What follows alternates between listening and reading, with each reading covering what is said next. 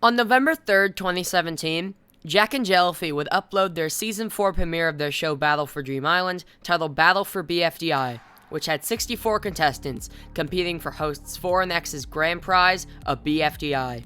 The show was running fine until March 25th, 2020. On the show's 16th episode, the show split into 2 shows, with one being the second half of the 4th season and the other going on to be BFDI's 5th season. This is the history of Battle for Dream Island's 4th season, how it's split into 2, and what I think is the better half. This is the Two Sides of BFB.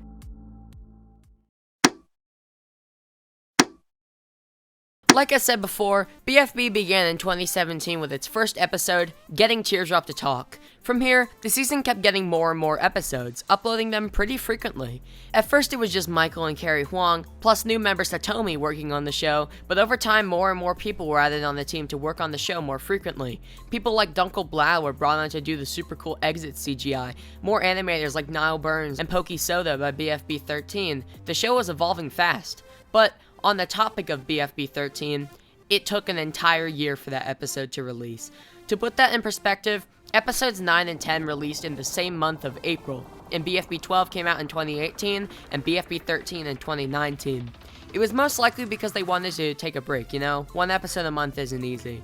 And they wanted to do a cool 2-parter with BFB 13 and BFB 14 involving the same challenge. Plus, BFB 13 was one of the best episodes of the series, so, in my opinion, the wait was worth it.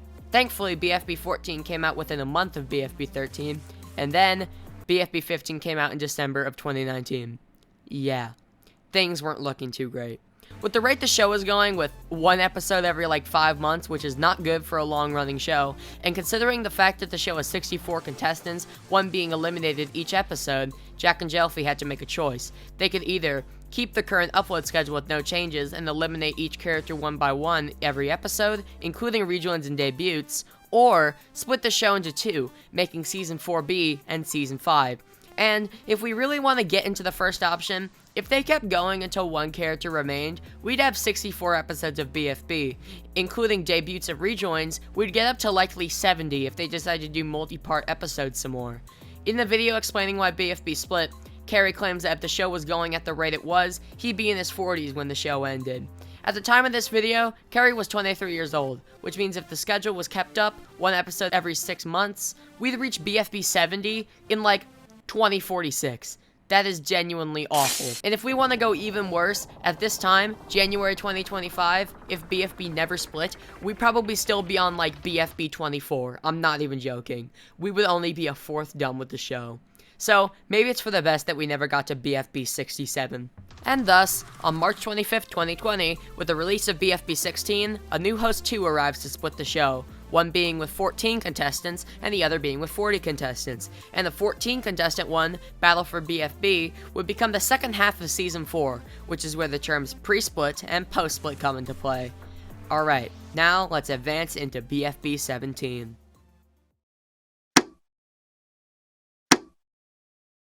BFB 17 released a month later in April of 2020. Let's see if they were able to keep the magic of pre-split alive with this brand new team of people. Oh.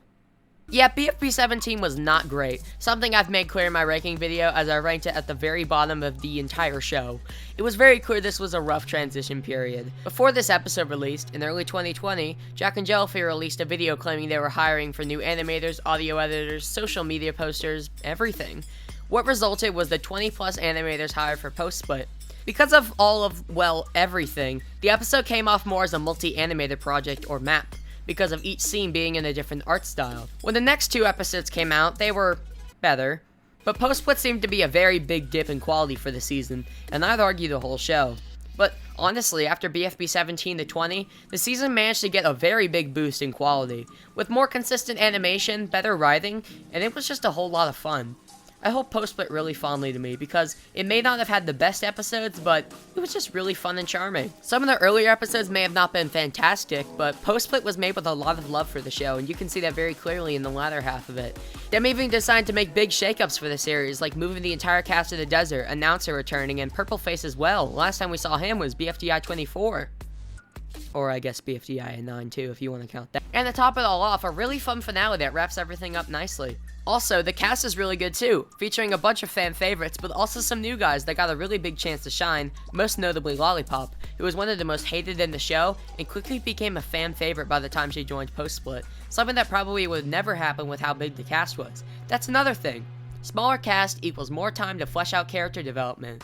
One thing I see about Teapot nowadays is that the character arcs are dropped in favor of story, which is kind of the problem with as large of a cast as Teapot, but in post-split, with only 14 characters, each one gets to shine.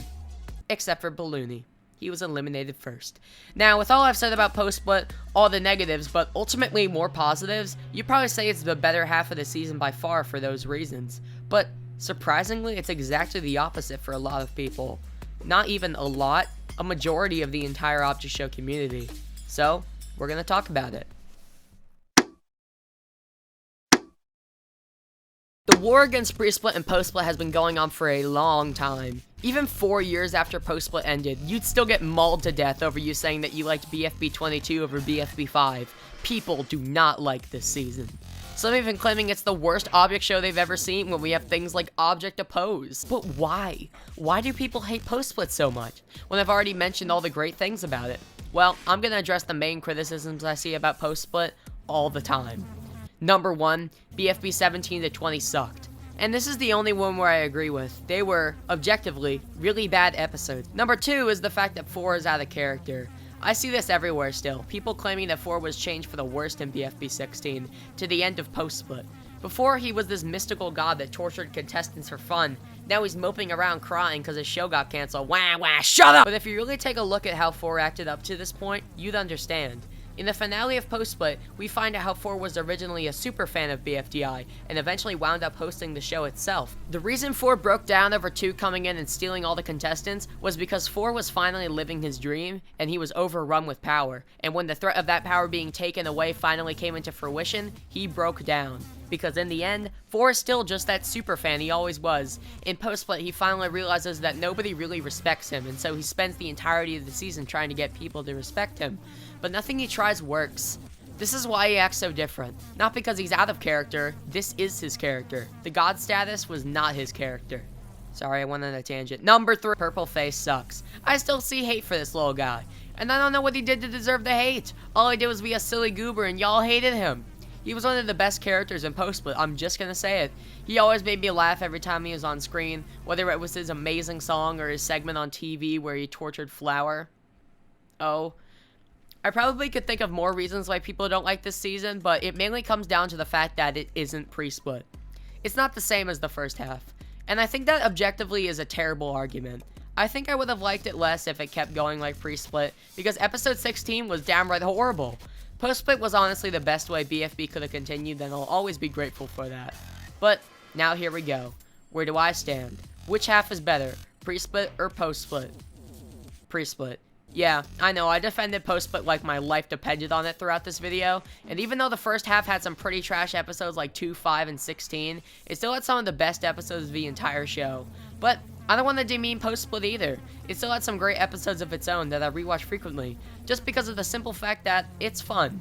It's a very cool show with not too many characters that many don't have a chance to shine, but just enough that you can always rely on some for some of the best moments around others and by themselves. In the end, pre-split is objectively the better half, but honestly only like a little bit better than post-split. Pre-split you can watch all the great episodes, but you can't deny that from episodes 5 to 10, there really wasn't much going on. Still though, episodes 11 to 15 are some of the greatest in the season, and in BFDI. Both halves are good, no halves are bad, but Teapot clears them all. I mean, we got episodes like 1, 2, 7, 9, 10, 13, 15. Oh my god, 15. Dude, I'm gonna glaze the hell out of that episode someday. Either way, Season 4 was a very good season of BFDI, and definitely a highlight out of the whole show. If you're new to the channel, liking and subscribing would do wonders for future videos. Support the Patreon in the description if you want your name to appear in the end credits of videos, and thank you all for watching. Alfred's Official, Guy, Jay's channel, Joshua Maya, and LJP Moves. Thank you for supporting the Patreon.